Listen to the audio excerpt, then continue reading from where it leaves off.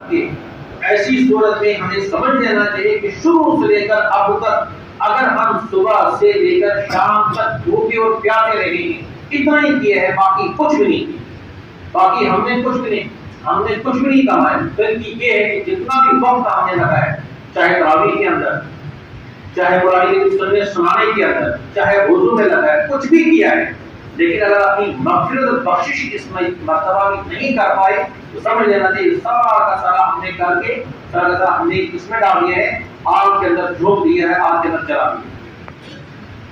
اس لیے اللہ کے رسول نے فرمایا ہے رحمت کا عشرہ بھی گزر چکا ہے، مغفرت کا بھی گزر چکا ہے، آخری عشرہ ہے۔ یہ کیا ہے؟ آخری عشرہ جہنم سے خلاصی کا عشرہ ہے۔ یہ جہنم سے خلاصی کا عشرہ کس کے لیے ہے؟ پہلا عشرہ تو ان لوگوں کے لیے جو گناہ کرتے ہی نہیں، سیدھا پہلا عشرہ رحمت کا ہے، جیسے ہی پہلا عشرہ شروع ہو جاتا ہے تو ان لوگوں کے اوپر رحمتیں برسنی شروع ہو جاتی ہیں، لیکن جو گنہگار ہوتے ہیں رحمتیں برسنی شروع نہیں ہوتی۔ اب وہ کیا کام کرتے ہیں؟ اس ماحول میں رہتے ہیں 10 دن کے بعد پھر دوسرے ماحول میں جب آ جاتا ہے اس کو احساس ہوتا ہے کہ ہاں مجھ سے غلطیاں ہوئی ہیں اور مجھے توبہ کرنا چاہیے، استغفار کرنا چاہیے، پھر یہ اللہ کے قریب ہو کر کے اپنی مغفرت کروا لینا ہے۔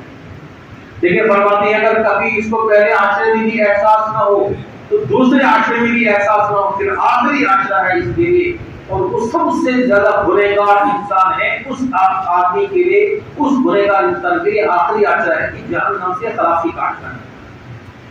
لہذا معاملہ یہ ہے کہ اگر ہم سے آج تک جو بھی کچھ گناہ ہو گئے ہیں، اللہ کے سامنے تو یہی معاملہ ہے کہ ہم اللہ کے سامنے توبہ کریں، اتنا ہی تو معاملہ ہے، توبہ کرنی ہے، پکی سچی توبہ کریں۔ ہو سکتا ہے توبہ کر لی، پکی سچی توبہ کرنے کے بعد یہاں سے ہم چلے جانے کے بعد 1 دن 2 دن کے بعد انتقال ہو جائے، یا بیمار ہو جائے، یا ہارٹ فیل ہو جائے، کچھ بھی ہو جائے، انتقال۔ دیکھیے یہاں سے جب چلا جائے گا تو کیسا چلا جائے گا؟ بالکل معصوم چلا جائے گا، بالکل معصوم۔ اس لیے آخری وقت کی کو کچھ پتہ نہیں کہ کس کا وقت آخری ہے، کچھ پتہ نہیں۔ اللہ کے نبی علیہ السلام نے بنی اسرائیل کا ایک واقعہ ارشاد فرمایا ہے کہ بنی اسرائیل کے اندر ایک نوجوان تھا، بہت زیادہ گناہ کرتا تھا، لیکن وہ ایسے گناہ کرتا تھا جن گناہوں کی وجہ سے ماحول خراب ہوتا تھا۔ ماحول یعنی اس کا اثر ماحول کے اوپر پڑتا تھا، تو جب ماحول پر پڑتا تھا تو سارے لوگ اس گناہ کے اندر ملوث ہو جاتے تھے، اور اچھے جو لوگ تھے وہ ان چیزوں سے نفرت کرتے تھے۔ اب جب وہ گناہوں کے اندر ملوث ہو گیا، وہ سمجھاتے بھی تھے، ماحول بھی خراب ہو گیا، اس کی وجہ سے ایسے اس کو سمجھانے لگا اگر آج تو پھر اس طریقے سے ایسا ہو تو ہم تمہارا بائیکاٹ کر کے تم کو شہر بدل کر دیں، شہر سے باہر کر دیں۔ لیکن وہ ماننے کے لیے تیار نہیں، پھر اس نے گناہ کیا، گناہ کرنے کے بعد پھر بنی اسرائیل قوم نے کام یہ کیا، اس کو اپنے شہر سے باہر کر دیا۔ جو آج کل شہر ہوتے ہیں نا، اتنے بڑے شہر نہیں ہوتے تھے، شہر چھوٹا ہوتا تھا اور چاروں طرف اس کی حد بندی ہوتی تھی، اور پھر شہر کے اندر آنے کے لیے، انٹری کے لیے یا باہر جانے کے لیے بہت بڑا گیٹ ہوتا تھا۔ اب معاملہ ایسا ہے کہ اس کو اٹھا کر گیٹ سے باہر کر کے اس کو مارا بھی، پیٹا بھی، تو دور کر دیا شہر سے باہر، اور اس کو لے جا کر ایک جنگل کی قریب وہاں پر چھوڑ دی۔ وہاں پر چھوڑنے کے بعد کبھی موسم یہاں سے اس کی بدائی بھی ہوئی ہے، یہاں سے ہلنے جلنے کا نام نہیں، لیکن اب اس کو احساس ہوا، آہستہ آہستہ کرتے کرتے معاملہ یہ پہنچتا ہے، طبیعت بھی خراب ہو گئی، دائیں دیکھتا ہے وہاں بھی کوئی نہیں، بائیں دیکھتا ہے کوئی نہیں، سوچتا ہے اگر میرا کوئی ساتھی ہوتا، میرا کوئی ہمنشین ہوتا، میرا کوئی دوست ہوتا، آج وہ اس طریقے سے مجھے دیکھتے، یا میری بیوی ہوتی جس وقت وہ مجھے خدمت کرتی تھی، کوئی بھی نہیں۔ آخر اس کا احساس یہی ہوا کہ اس وقت میرا کوئی بھی نہیں ہے، صرف اس وقت میں کون ہے؟ اللہ۔ اور اسی وقت میں اس نے توبہ کر لی، اور توبہ کرنے کے بعد توبہ کیا کی؟ توبہ یہ کی کہ اللہ اگر آپ کو مجھ سے محبت ہے، اس محبت کا واسطہ آپ کو کہ میں بے بس ہو چکا ہوں، میں تڑپ رہا ہوں، کوئی چارہ کار نہیں، لہٰذا میری روح کا فکر، اس محبت کا واسطہ جو آپ کو مجھ سے، اسی وقت میں اللہ رب العزت نے اس کے روح کو نکالا۔ جہاں سے حضرت موسیٰ علیہ السلام کو حکم ہوا وہی کے ذریعے سے کہ میرے ولیوں میں سے ایک ولی فلانی جگہ پر ہے، جاؤ اور اس کی نماز جنازہ پڑھو، ساتھ میں یہ اعلان کر دو جو بھی اس کی نماز جنازہ میں شریک ہوگا سب کے گناہوں کو معاف کر دو۔ اس کی نماز جنازہ پڑھنی ہے، ساتھ میں جو اس جنازے میں شریک ہوگا تو سب کی کیا کریں گے؟ مغفرت فرما دیں گے۔ اب حضرت موسیٰ علیہ السلام نے اعلان کر دیا، بھائی ہمارے شہر کے باہر میں فلانی جگہ پر کوئی شخص ہے اور اس کا انتقال ہو چکا ہے، اس کی نماز جنازہ پڑھنی ہے، جو بھی اس میں شریک ہو جائے گا سب کی مغفرت میں چلو۔ اور سارے کے سارے لوگ چل رہے ہیں، کھچا کھچ مجمع بھرا ہوا ہے۔ اب جب آپ لوگوں نے آگے اس کو دیکھا، دیکھنے کے بعد کہا کہ موسیٰ یا نبی اللہ، یہ وہی آدمی ہے جو گناہ پہ گناہ کرتا رہتا تھا، بہت سخت قسم کے گناہ، مجرم ہے یہ، اور تم کہتے ہو اس کی جنازے کی نماز پڑھو۔ اور ہم وہی پھر دوبارہ حضرت موسیٰ علیہ السلام سے اللہ فرماتے ہیں، اے میرے نبی، ہاں یہ وہی شخص ہے جو مجرم تھا، خطا کار تھا، لوگ اس سے نفرت کرتے تھے، لیکن آخری مرتبہ اس نے میرے اوپر ایمان لایا ہے اور مجھے اپنا رب مان لیا ہے، اور رب ماننے کے بعد میں نے اس کو ایمان نصیب کر اس کی روح کو قبض کر لیا ہے، اور یہ اس وقت میں کیا ہے؟ اللہ کا ولی، وہی شخص ہے۔ تو سوچنے کی بات ہے، پوری زندگی گناہوں کے اندر گزری ہے، پوری زندگی، لیکن آخری وقت میں اس نے توبہ کر لی ہے، سیدھا اس کے لیے بغیر حساب کتاب کی کیا فیصلہ ہوا؟ جنت کا فیصلہ، جنت کا فیصلہ۔ اس لیے جیسے ابراہیم بن ادہم رحمۃ اللہ علیہ بلخ کے رہنے والے تھے، ابراہیم بن ادہم رحمۃ اللہ علیہ، لیکن ان کی جو زندگی تھی نا، وہ زندگی ایسی نہیں تھی، وہ عیاشی والی زندگی تھی، دوسری زندگی گزارتے تھے۔ تو معاملہ یہ ہوا کہ ایک مرتبہ ان کی جو نوکرانی تھی، انہوں نے اپنی نوکرانی سے کہا کہ جاؤ میرے لیے بستر لگایا کرو۔ اب وہ تو مستقل روزانہ بستر لگاتے تھے ان کے لیے، اور بستر لگانے کے بعد معاملہ یہ ہوتا تھا کہ پھر یہ آتے تھے بادشاہ، پھر یہ آتے تھے اور آنے کے بعد کیا کام کرتے ہیں؟ آرام کرتے تھے۔ لیکن جیسے آج کل فیٹر ہوتی ہے نا، یا خوشبو یا پرفیوم وغیرہ ہوتی ہے، وہ چھڑکتے ہیں کمرے وغیرہ میں، ان دنوں میں یہ نہیں ہوتا۔ اس میں کیا ہوتا ہے؟ اس میں پھول کی پتیاں ہوتی تھی، مختلف پھولوں کی پتیاں ہوا کرتی۔ تو جب بستر بیڈ کے اوپر لگا دیا جاتا تو لگانے کے بعد دائیں طرف اور بائیں طرف بہت سارے پھولوں کی پتیاں سجا کے ڈال دی جاتی، تاکہ جب بادشاہ ابراہیم بن ادہم آئے گا سونے کے لیے تو جس وقت دائیں کروٹ مڑے گا تو یہاں سے خوشبو آئے گی، بائیں کروٹ لے گا تو یہاں سے خوشبو آئے گی۔ تو یہ طریقہ کار تھا۔ اب نوکرانوں نے ایسا کر لیا، ایسا کرنے کے بعد دن بھر وہ کام کاج میں تھک جاتی تھی۔ تو تھکنے کے بعد ایک نوکرانی نے کیا کیا، خادمہ نے کیا کیا، خادمہ نے یہ کیا کہ دیکھو میں تو بادشاہ کے لیے بستر لگا رہی ہوں اور اتنا خوبصورت بستر، تو چاروں طرف سے خوشبو ہی خوشبو، سر میں اس میں چیک کر کے دیکھ لیتی ہے کہ اس کا مزہ کیسا آتا ہے۔ فوراً اٹھ کے تو لیٹ جاتی ہے کس کے اوپر؟ بیڈ کے اوپر۔ جیسے بیڈ کے اوپر لیٹ جاتی ہے تھکی ہوئی تھی، ایسی چیک کرنے کے لیے وہیں پر اس کو نیند پڑ گئی۔ جیسے نیند پڑ گئی تب تک آ گیا ابراہیم بادشاہ۔ اس نے جیسے دیکھا، اچھا اس کی یہ ہمت، نوکرانی ہے اور خادمہ ہے میری، اس کی یہ ہمت کہ میرے بستر پہ یہ سو رہی ہے۔ اس نے فوراً اس کو جگانے کے بعد وہ تھپڑ ماری، جو تھپڑ مارنے کے بعد کہا تجھے کیسی ہمت آئی کہ تو میرے بستر پہ اس طریقے سے سو رہی ہے؟ تو جب وہ دو تھپڑ پڑے تو فوراً رونے لگی، لیکن اچانک روتے روتے جب ٹھیکنے لگی نا، اچانک پھر فوراً اٹھ گئی، رونا بند۔ اب ابراہیم بن ادہم پریشان، انہوں نے کہا یہ تو مجھے سمجھ میں آ گیا کہ تمہیں میں نے مارا اور تم نے رونا شروع کر دیا، لیکن یہ سمجھ نہیں آیا تم نے اچانک اپنی یہ رونے کی آواز بند کر کے بالکل ٹھیک ہو گئی، خاموش یہ کیوں؟ کیا میں یہ روئی تو میں اس لیے کہ آپ نے مجھے مارا، لیکن چپ میں اس وجہ سے ہوئی، میں سوچ رہی تھی میں ایک مرتبہ اس بستر کے اوپر صرف چیک کرنے کے لیے لیٹی تھی اور میرا کیا حال ہوا، لیکن جو مستقل اس بستر کے اوپر لیٹتا ہے اس کا کل قیامت میں کیا حال ہوگا۔ ابراہیم بن ادہم رحمۃ اللہ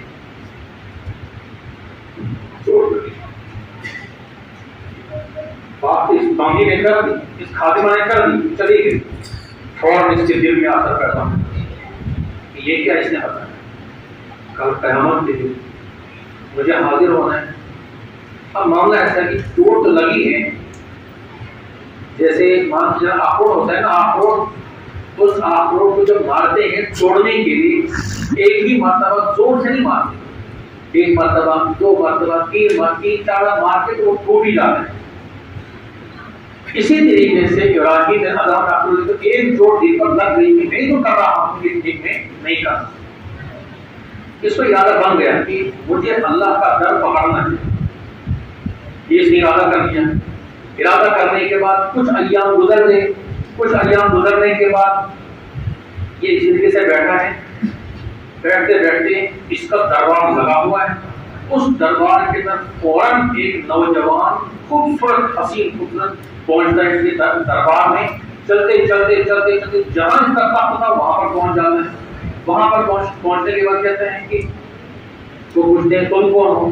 میں ایسے آیا ہوں یہاں ملاقات کرنے کے لیے، میں دیکھنا چاہتا تھا کہ آپ کی یہ سرائے ہے نا، سرائے یہ میں دیکھنا چاہتا تھا۔ ابراہیم علیہ بادشاہ جو کہا یہ سرائے ہے، وہ سرائے دکھائی دے گی، مجھے سمجھ نہیں آ رہا کہ یہ میرا محل ہے، اس کو تم سرائے کہہ رہے ہو۔ سرائے وہ ہوتی ہے نا جہاں انسان رات میں عام طور پر جیسے جموں وغیرہ کے اندر کہیں فٹ پاتھ پہ گزاری رات سے چلا، یہ تو میرا محل ہے، اور اس محل کو تم کہتے ہو سرائے۔ تو اس نوجوان نے کہا یہ بتاؤ تم بادشاہ ہو؟ کہا یہ تمہارا محل ہے؟ کہاں یہ میرا محل ہے۔ تو یہ بتاؤ تمہارے اس محل میں تم سے پہلے یہاں کون تھا؟ کہا میرا باپ۔ کہا اس کا کیا ہوگا؟ اس کا ایمان۔ کہا یہ بتاؤ اس سے پہلے کون تھا؟ تو اس سے پہلے میرا دادا تھا۔ اس سے پہلے کون تھا؟ اس سے پہلے میرا پردادا تھا۔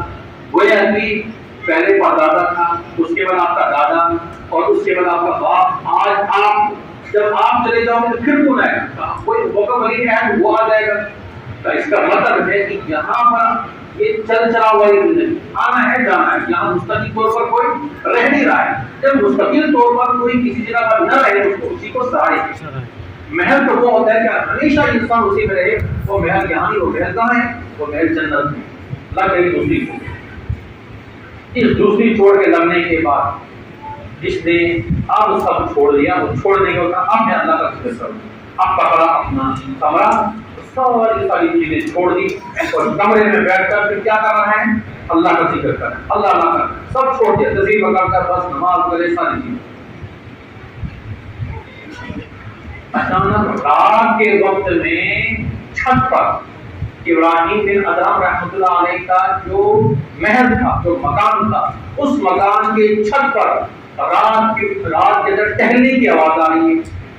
ابراہیم رات میں میرے محل کے اوپر چھت پر کون ٹہل رہا ہے، کون چاہ رہا ہے؟ ذرا تو نیچے بلاؤ، اس کو نیچے بلا کے بلانے کے بعد تم کہاں سے آئے ہو اور میرے چھت کے اوپر تم اس طرح سے ٹہل رہے ہو، چاہ رہے ہو، کیا بات ہے؟ کہا حضرت میرا اونٹ گم ہو گیا ہے اور میں اس اونٹ کو تلاش کرنے کے لیے آیا تھا اور دیکھ رہا تھا کہیں آپ کی چھت کے اوپر اونٹ تو نہیں ہے۔ تمہیں یہ دماغ کام کر رہا ہے؟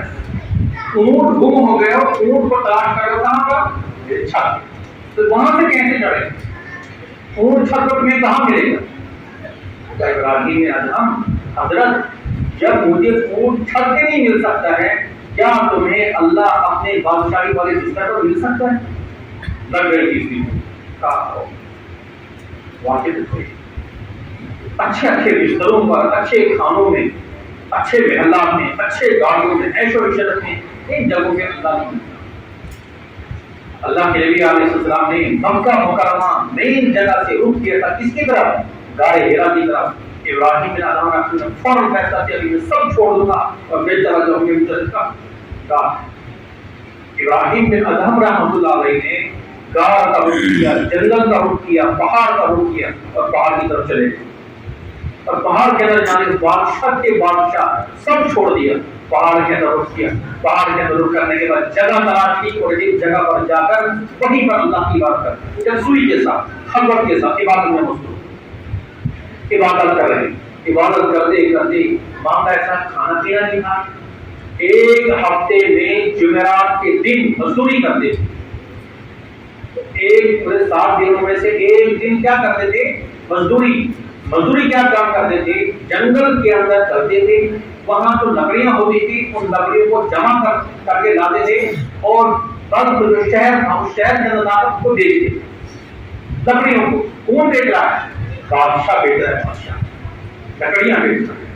لکڑیاں بیچنے کے بعد جو اجرت ملتی تھی اس اجرت کو لے لیتے تھے.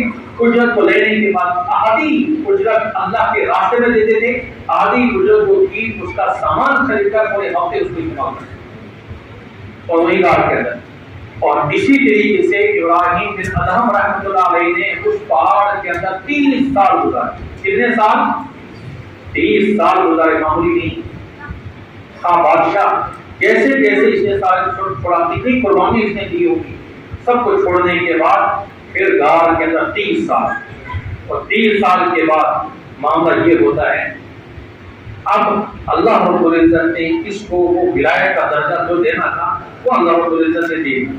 تو دے دینے کے بعد اب ویسا کپڑا نہیں, ویسے گھوڑے نہیں, کچھ بھی نہیں.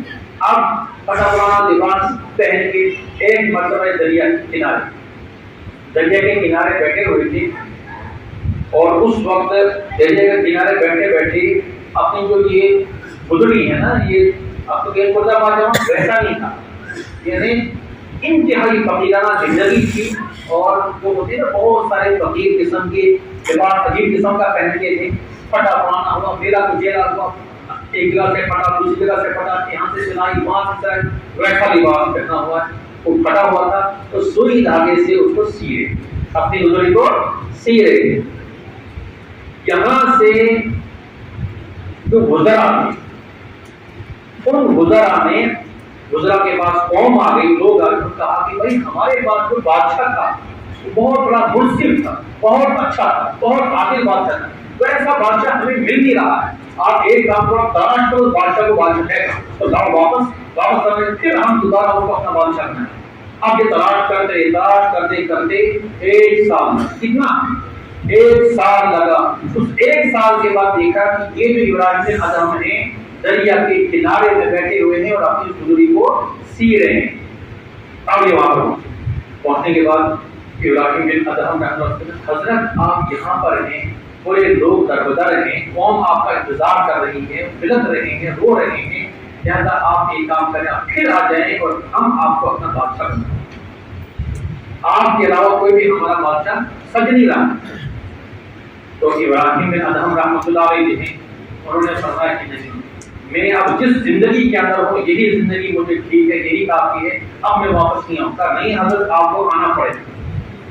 کیا کرنا پڑے گا؟ آپ کو آنا پڑے گا, آپ کو بادشاہ ہم دے دیں گے. ابراہیم بن ادہم رحمۃ اللہ علیہ نے وہ جو سوئی ہے نا, اس سوئی کو ایسے اٹھا کے پانی کو دریا میں پھینک. دریا میں پھینکنے کے بعد کہا ایک کام کرو, اس سوئی کو نکال. کیا کرو؟ اس سوئی کو نکال. لوگ کہنے لگے محترم کا حضرت یہ سوئی ہم کیسے نکالیں؟ یہ دریا کے اندر آپ نے ڈالی ہے اور دریا بہہ رہا ہے, تو سوئی ہم کہاں سے تلاش کریں گے, اس کو کیسے نکالیں؟ نہیں نکالتے. کہا نہیں. ابراہیم بن ادہم رحمۃ اللہ علیہ دریا کی طرف رک کر کہتے ہیں, اے مچھلیوں, اللہ کے حکم سے میں نے جو سوئی ابھی پھینکی ہے, اللہ کے حکم سے میری وہ سوئی واپس لاؤ. مچھلیاں فوراً آ جاتی ہیں, اور حضرت ابراہیم بن ادہم رحمۃ اللہ علیہ نے جو سوئی ڈالی تھی دریا کے اندر, ایک مچھلی وہ سوئی اپنی اس کے اندر منہ کے اندر لے کر سیدھا ابراہیم علیہ السلام کے پاس آتی ہے. تو لوگ دیکھ رہے ہیں, ابراہیم علیہ السلام سوئی کو لے لیتے ہیں. لینے کے بعد پھر گزار سے کہتے ہیں, یہ بتاؤ میری وہ بادشاہ جو میں تمہارے پر کرا تھا وہ بہتر ہے, یا اس وقت جو میری بادشاہ کا یہ مقام ہے کہ روحانی اعتبار سے اللہ رب العزت نے مجھے یہ مقام عطا فرمایا, اس منزل کی مشنوں کے اوپر میری بادشاہ, جیسا مجھے اس کی ضرورت ہے, اب تمہارے بادشاہ کی ضرورت ہے. ایسے تھے ابراہیم بن ادہم رحمۃ اللہ علیہ, اور ابراہیم بن ادہم رحمۃ اللہ علیہ سے لے کر حضرت علی رضی اللہ تعالیٰ عنہ تک کے واسطہ بنتا ہے صرف 4 واسطے بنتے ہیں. 4 واسطوں سے جا کر پھر سیدھا علی رضی اللہ عنہ کے ساتھ ان کا نسب ملتا ہے. ایسے تھے ابراہیم بن ادہم رحمۃ اللہ علیہ. تو اس طریقے سے یہ بھی اصول ڈالتا ہے, جو جتنی بڑی قربانی دیتا ہے, جو جتنی بڑی قربانی اللہ کے خاطر دیتا ہے, اللہ رب العزت اتنی ہی بڑا اعزاز اس کو عطا فرماتے ہیں. حضرت سلیمان علیہ السلام نے